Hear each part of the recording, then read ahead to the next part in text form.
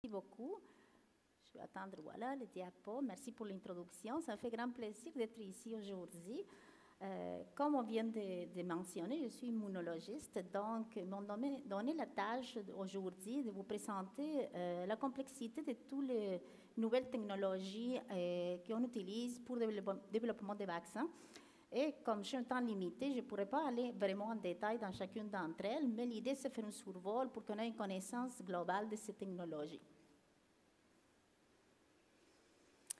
Tout d'abord, il faut penser quel est l'objectif de la vaccination quand on développe une technologie vaccinale. C'est en fait induire une immunité humorale.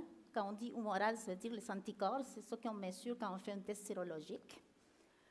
Ou cellulaire, ça veut dire des cellules effectrices du système immunitaire. Notamment, ça va être des cellules qui sont importantes pour la défense contre les virus. Et cette réponse doit être le plus rapide et le plus efficace possible. De plus, quand on fait une vaccination, on veut un deuxième objectif, c'est induire une capacité mémoire de réponse à long terme. Qu'est-ce que ça veut dire? Ça veut dire qu'on va générer des cellules B et des cellules T mémoire. Essayons de comprendre qu'est-ce que ça veut dire. Donc, ici, c'est un schéma qui résume un peu l'immunité adaptative. Et l'immunité adaptative est divisée en deux branches, l'immunité cellulaire et l'immunité humorale dans la production des anticorps.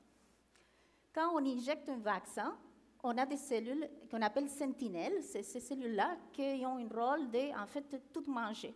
En fait, dès qu'on injecte un corps étranger dans l'animal ou l'homme, ces cellules-là, ils vont capter la présence de ces corps étrangers et littéralement, ils vont les manger. Moi, je les appelle les Pac-Man du système immunitaire. Une fois qu'ils ont incorporé les vaccins, ils vont se déplacer vers le ganglion lymphatique le plus près du site d'injection pour stimuler des autres types de cellules. Ce sont les cellules de l'immunité cellulaire qu'on appelle les cellules T. Il y en a un sous-type de cellules T qui vont se différencier en cellules effectrices cytotoxiques et qui vont être importantes pour la défense contre les virus. Ils font partie de l'immunité cellulaire. Des autres cellules T, on appelle des cellules T helper ou auxiliaires, vont venir aider nos cellules B. Et nos cellules B ou lymphocytes B, ce sont les cellules qui produisent les anticorps. Ils vont proliférer et commencer à sécréter beaucoup des anticorps, ce qui donne notre réponse humorale. De plus, dans tous ces processus, on va générer ce qu'on appelle les cellules mémoire ici, et on va aussi générer des cellules mémoire ici. Ces cellules vont s'en aller à dormir, ils vont être prêts à réagir lors d'une deuxième vaccination, une boost, ou lors de l'infection. Et c'est le principe, la base de la vaccinologie.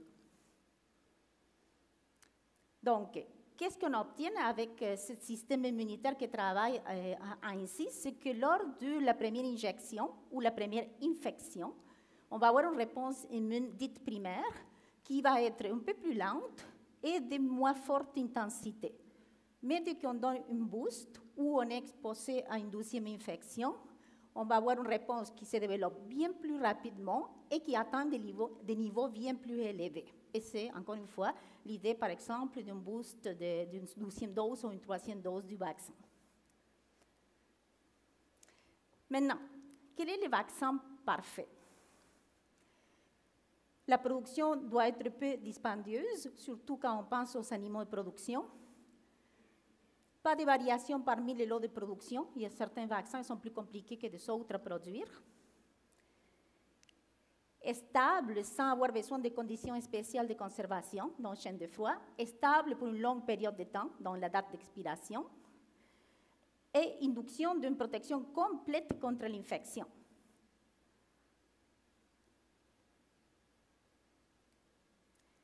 La liste continue.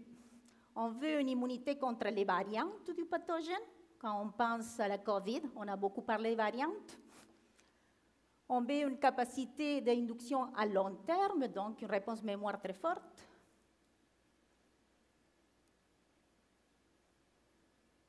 Oh, il y a le misseur. On continue avec notre wish list. Une autre capacité à induire une réponse mémoire, une capacité à induire une immunité générale et mucosale, si le cas de la maladie infectieuse requiert une immunité mucosale. Il y a des problèmes. Absence des effets secondaires. En autre mot, notre wish list peut même décourager le Père Noël. Alors, comment on répond en vaccinologie pour essayer d'obtenir cette wish list et avoir ce vaccin parfait? C'est en développant de différentes techniques ou technologies. Donc, j'ai ici résumé les techniques les plus fréquemment utilisées. Il y a des variantes à l'intérieur de ceci, mais je ne pourrais pas avoir du temps pour tout couvrir. Mais on a les vaccins inactivés, vivants, sous-unitaires, recombinantes, marqués à base d'ADN, à base d'ARN. Et on va essayer de faire un survol à travers de toutes ces technologies-là. Commençons par les inactivés. Il s'agit de cultures lavées et inactivées de bactéries, on appelle ça les bactérines, ou des virus inactivés. Lorsqu'il s'agit d'une toxine, on l'appelle inactivée, on l'appelle un toxoïde ou une anatoxine. Certains vaccins sont composés de bactérines plus de toxoïdes.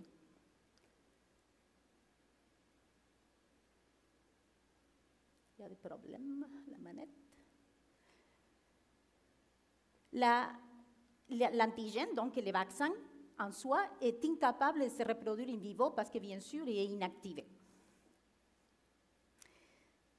Et l'inactivation est effectuée par des moyens physiques comme les chaleurs ou les traitements chimiques, et plus couramment les formoles. Ce sont des vaccins qui sont très utilisés chez les espèces animales de production, sont très populaires notamment pour les maladies bactériennes. Regardons les avantages.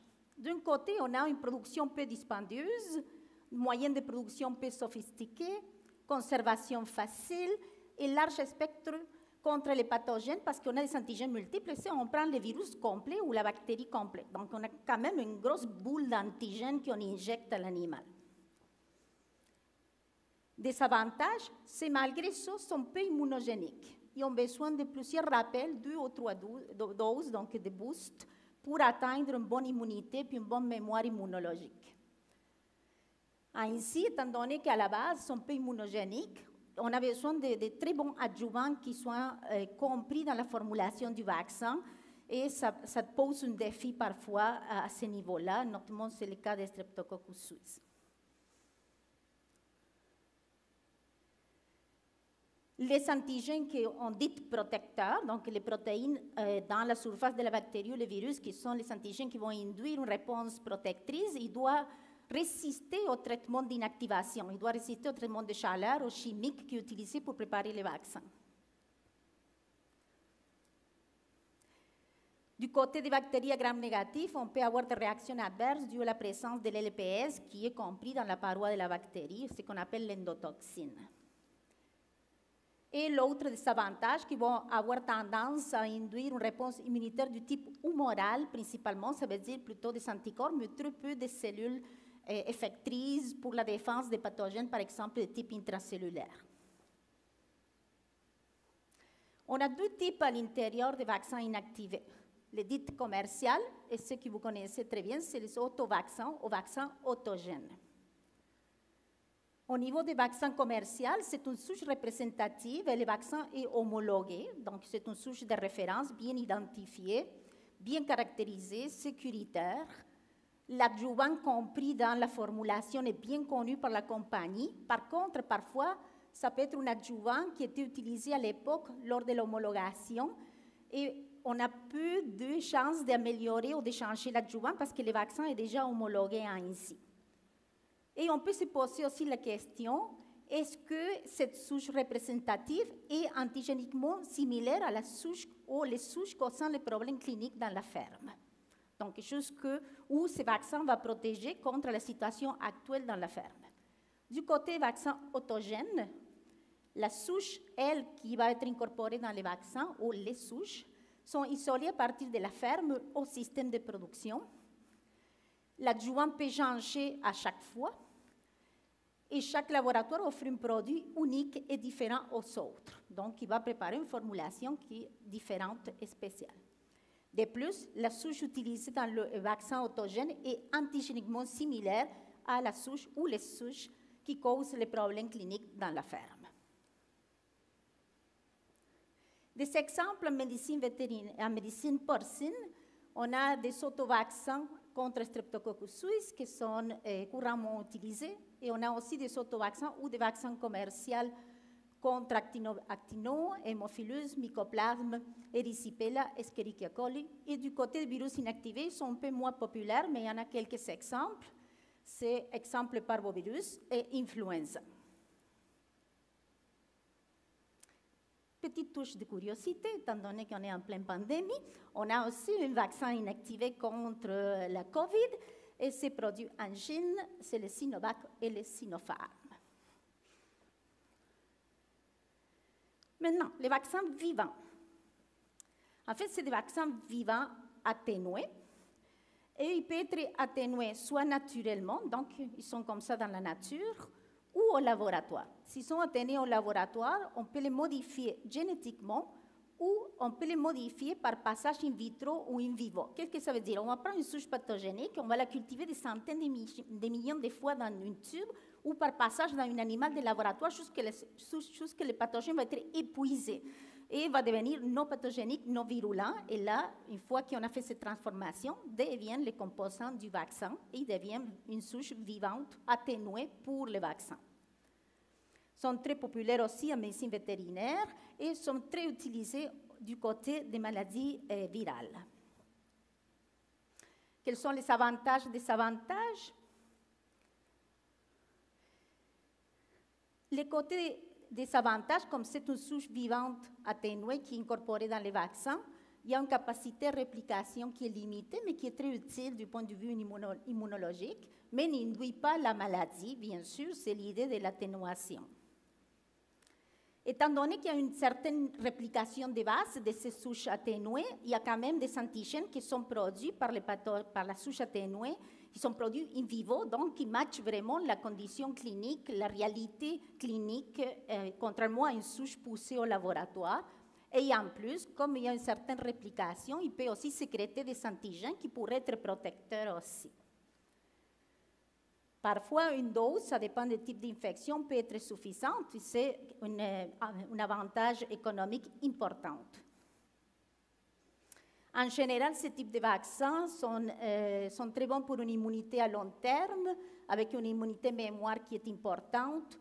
Ils sont bons pour une immunité locale, mucosale et systémique. Et ils sont capables d'induire autant une réponse cellulaire qu'humorale, donc des anticorps et des cellules effectrices. Quels sont les désavantages maintenant? Ah, pardon. Il y en a un avantage de plus, c'est qu'ils n'ont pas ou peu besoin d'adjuvants. Le désavantage, la sécurité doit être bien prouvée. Il ne faut pas qu'il y ait une virulence résiduelle ou une possibilité de réversion de la souche vers un phénotype pathogène, parce qu'à ce moment-là, on va injecter un vaccin et on va causer la maladie. Il y a, surtout dans les contextes de maladies virales, le risque de combinaison génétique entre la souche du vaccin et des autres souches présentes. Et comme la préparation du vaccin est quand même complexe, il y a un risque de contamination tout au long de la période de production ou après la production. L'entreposage peut être plus délicat du point de vue gène de froid, mais on peut éliminer ces besoins de gène de froid avec la lyophilisation. Et si on a un vaccin pour une maladie bactérienne, l'application du vaccin peut être plus complexe parce qu'on doit éliminer l'utilisation des antibiotiques à la ferme dans une période X entourant l'application du vaccin, parce que sinon on va tuer les vaccins. Quels sont les exemples maintenant en médecine porcine? Je vous avais dit qu'il y avait des vaccins vivants atténués naturellement, ça veut dire des souches non pathogènes trouvées par chance dans la nature. L'avantage, c'est que ce n'est pas un organisme génétiquement modifié, ce n'est pas une OGM. Le désavantage, ce n'est toujours pas facile de savoir pourquoi cette souche-là, qui existe dans la nature et qui n'est pas pathogène, n'est pas virulente. Et comme on ne connaît pas trop pourquoi, c'est difficile à estimer la possibilité de réversion vers un phénotype virulent. Des exemples en médecine porcine, on a des vaccins vivants atténués naturellement contre les erysipelas, puis aussi contre Escherichia coli. En fait, c'est un vaccin développé chez nous à la faculté de médecine vétérinaire il y a quelques années, et il s'appelle Coliprotec. Ensuite, on a les vaccins vivant atténués en laboratoire. Je vous avais dit qu'il y a deux façons. Soit modifier génétiquement, donc on va introduire une mutation de lésion pour que la souche qui est utilisée dans les vaccins ne soit plus virulente, ou modifier par les multiples passages jusqu'à fatiguer la souche qui devient moins virulente. L'avantage ici, en modifiant génétiquement, c'est qu'on sait très bien pourquoi ces souches-là n'est plus virulente. Il y en a moins de possibilités de réversion. On contrôle très bien la préparation de ces vaccins-là du point de vue de sécurité. Le désavantage, c'est un OGM. Et il ne reste qu'il peut y avoir toujours la recombinaison génétique avec des souches qui sont présentes dans l'animal, surtout dans les contextes de virus. Les exemples, il y a des vaccins contre Augeski, contre l'influenza et contre Haemophilus parasuis qui sont produits avec modification génétique. Maintenant, du côté des modifications par passage multiple, on a des exemples qui sont l'Ausonia et bien sûr les SRRP.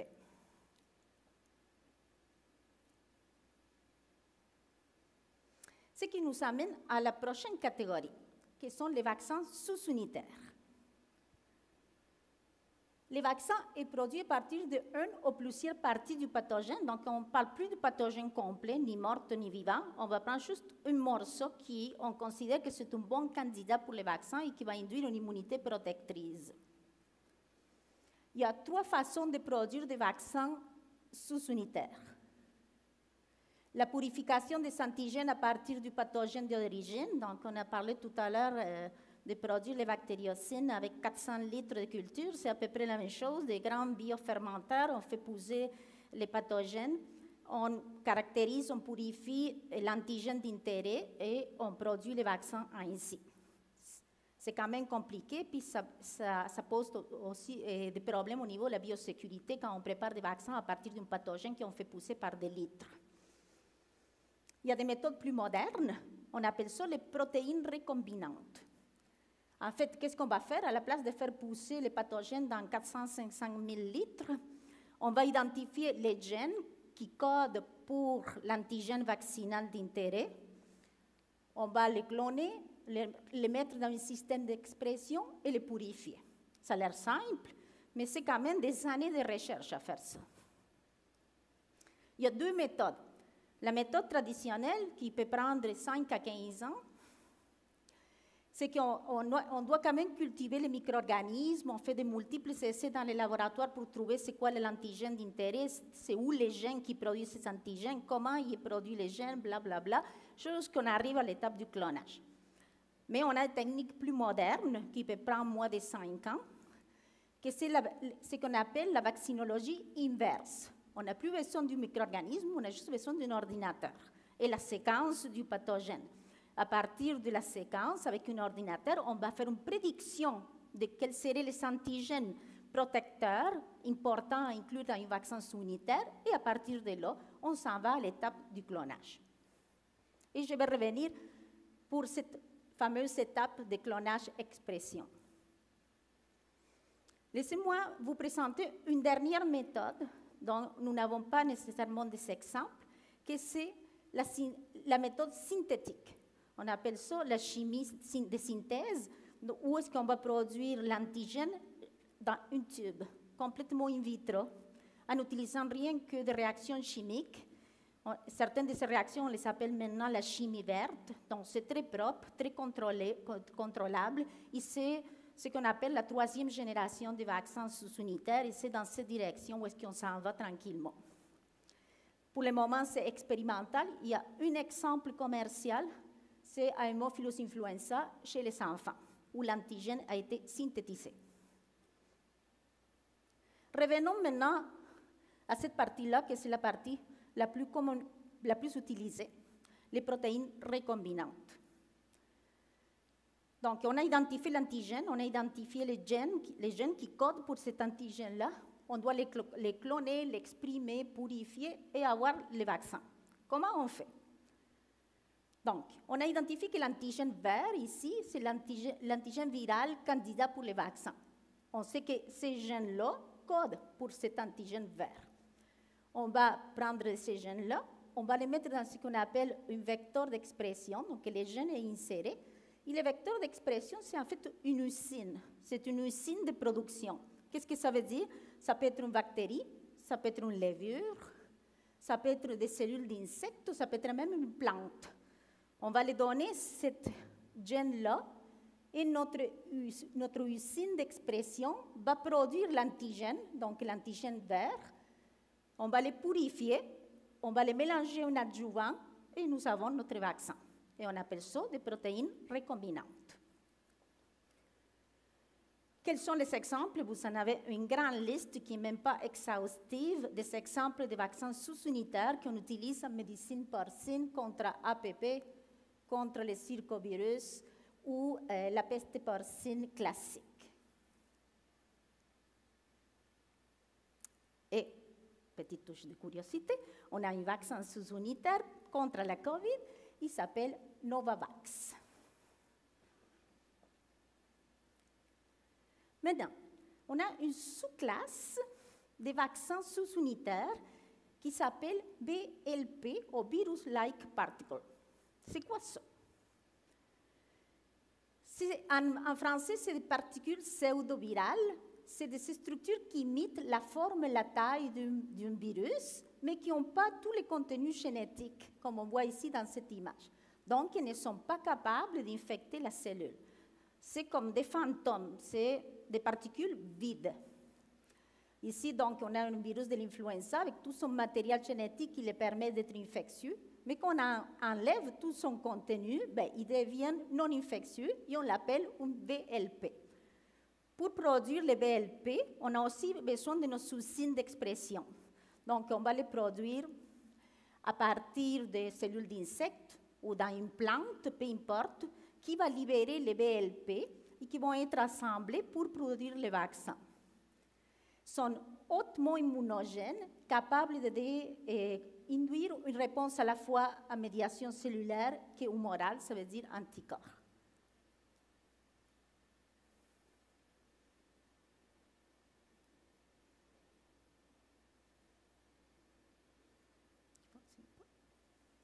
Voilà. Donc, il y en a un exemple qui en a beaucoup parlé récemment dans les nouvelles, c'est le vaccin à base de BLP contre la COVID. En fait, on a identifié les gènes qui codent pour la protéine Spike, qui c'est la protéine immunogénique. On a inséré les gènes dans une plante, plus toute la machinerie pour produire le BLP. La plante a produit le BLP qui exprime la protéine Spike. Je continue en attendant. Et une fois que les BLP sont purifiés, on prépare les vaccins. Pendant qu'on change les batteries, je vais vous dire, parce que c'est l'image qui vient après, c'est que la directrice scientifique senior de la compagnie qui produit ça, c'est une étudiante graduée chez nous. Elle a fait son PhD à la faculté de médecine vétérinaire.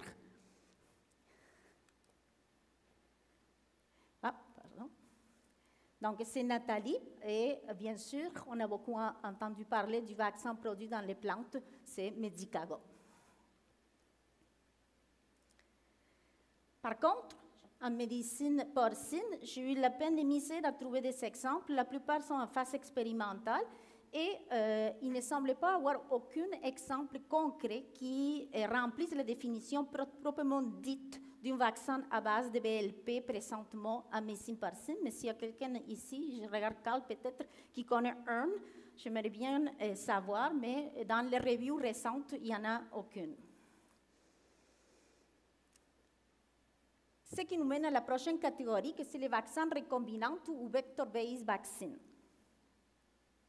C'est quoi?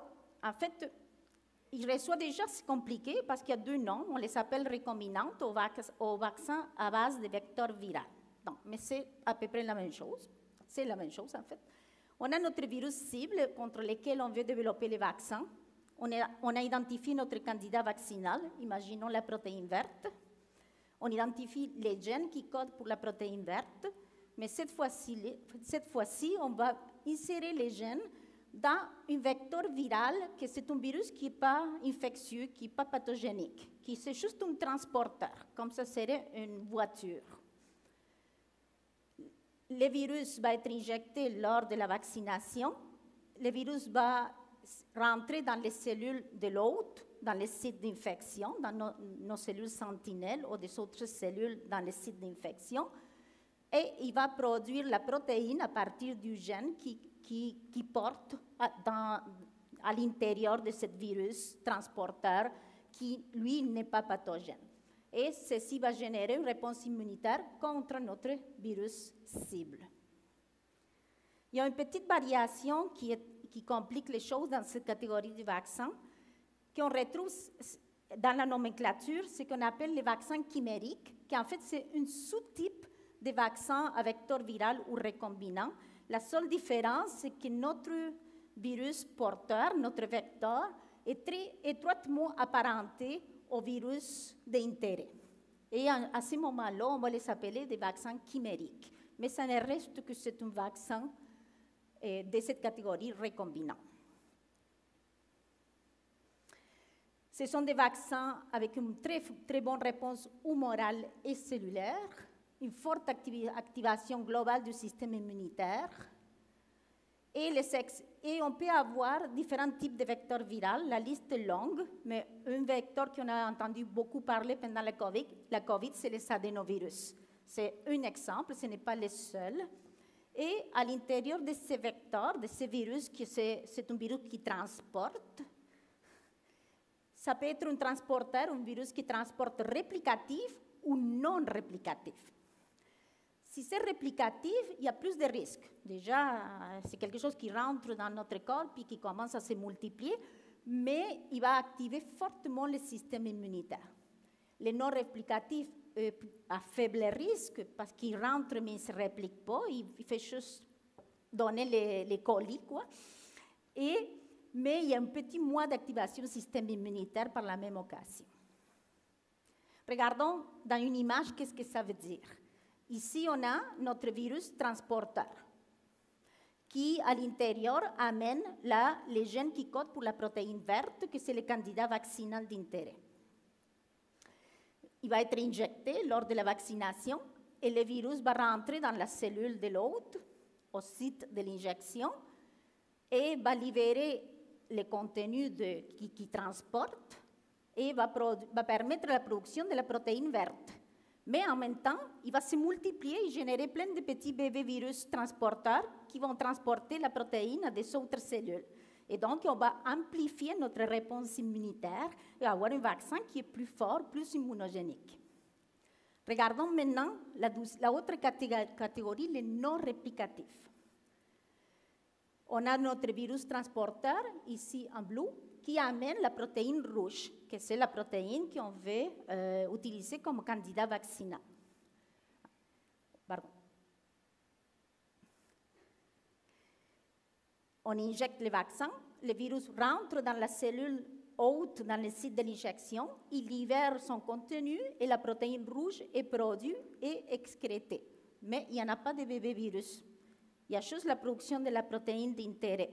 Et donc, c'est pour ça qu'on dit que c'est plus sécuritaire, mais par la même occasion, moins immunogénique. Quels sont les exemples en médecine porcine? On a des vaccins qui utilisent des vecteurs viraux chimériques pour le circovirus et pour la peste porcine classique. Et pour la COVID, on a AstraZeneca. Ce qui nous amène au vaccin marqué. Un des problèmes dans la vaccination, c'est quand on veut différencier en sérologie des animaux qui sont vaccinés et des animaux qui sont infectés. Parce que les deux catégories vont donner un test positif quand on fait une analyse sérologique. C'est pour ça qu'on a créé la technologie DIVA pour différencier des animaux vaccinés des animaux infectés.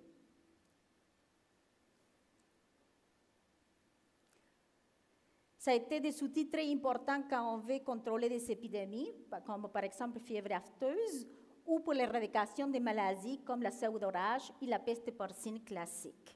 qu'est-ce que ça veut dire un vaccin DIVA? Imaginons un animal, on voit mal l'animal, mais ici il y a un porc, et ici il y en a une autre. Ça, c'est notre virus sauvage, le virus pathogénique, qui a des protéines rouges et des protéines vertes. Et quand il infecte l'animal, l'animal va développer des anticorps contre la protéine rouge et contre la protéine verte.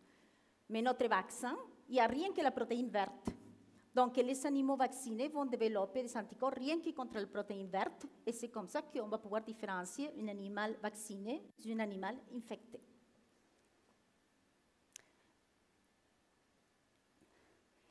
Finalement, on arrive à la fin avec la nouvelle technologie, c'est les vaccins à base d'ADN. Ce sont des vaccins qui sont très simples.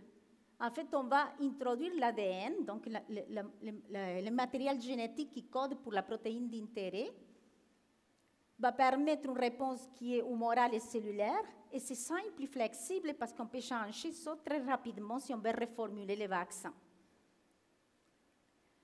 Alors, comment on fait un vaccin ADN en quelques secondes? On identifie l'ADN qui code pour les gènes d'intérêt de la protéine qui est le candidat pour le vaccin. On l'insère dans une plasmide. On produit ces plasmides en grande quantité par un système d'expression. On purifie et on les formule tout simplement dans un vaccin qui est prêt à être utilisé. C'est tout. C'est pour ça qu'on dit que c'est d'une grande simplicité. Il y en a des exemples dans la littérature, chez les chevaux, chez les saumons, chez les chiens, mais aucun vaccin à base d'ADN encore développé pour les porcs. Ce qui nous amène à la dernière technologie qu'on va parler aujourd'hui, c'est les vaccins à ARN. Et on a aussi beaucoup entendu dans le contexte de la COVID. Comment est-ce que ça fonctionne? De ce côté, j'ai le vaccin à ADN que je viens de vous expliquer. On a une plasmide qui contient le DNA, l'ADN d'intérêt. Et on a parlé de liposomes tout à l'heure. En fait, c'est des capsules lipidiques.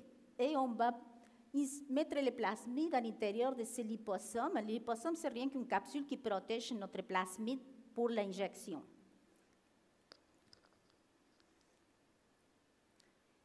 Ensuite,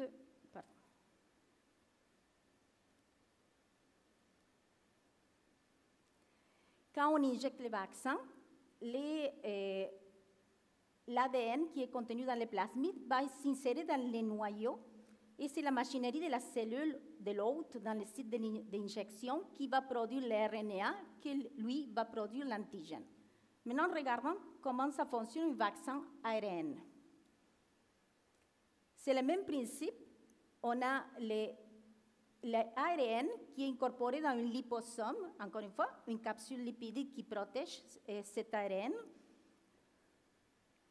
On injecte le vaccin et le liposome libère le RNA dans le cytoplasme de la cellule de l'hôte dans le site d'injection et la machinerie de la cellule va transcrire le RNA dans l'antigène tout simplement. Donc, il n'y aura pas d'insertion dans le noyau de la cellule et c'est cet aspect-là qui est plus sécuritaire. On va compliquer les choses un tout petit plus. On peut avoir l'ARN non réplicatif et réplicatif. Non réplicatif, c'est on a notre liposome qui contient les ARN, on injecte le vaccin, l'ARN est libéré et la protéine est produite, tout simplement. Regardons maintenant le réplicatif. On a les ARN dans notre liposome, on injecte le liposome, l'ARN est libéré, mais il est capable de se multiplier, de générer des bébés ARN. Et chaque bébé va produire la protéine, donc on va avoir une amplification de l'effet du vaccin.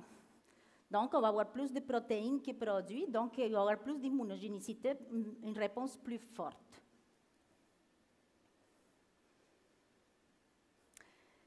Nous avons des exemples très concrets. La technologie non réplicative a été utilisée pour les vaccins COVID et ce sont les vaccins de Moderna et Pfizer qui ont été utilisés où le RNA qui code pour la protéine Spike a été inséré dans la microcapsule lipidique.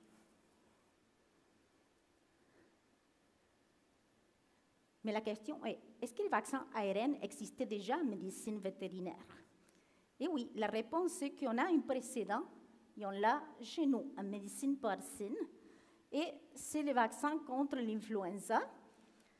Et c'est un vaccin qui est autoréplicatif, à base d'ARN, donc l'antigène c'est l'ARN, mais qui à la place d'être inséré dans une capsule lipidique, il est inséré dans un alphavirus. Ce qui fait que ce vaccin est placé entre un vaccin ARN et un vaccin à vecteur viral. C'est un peu entre les deux.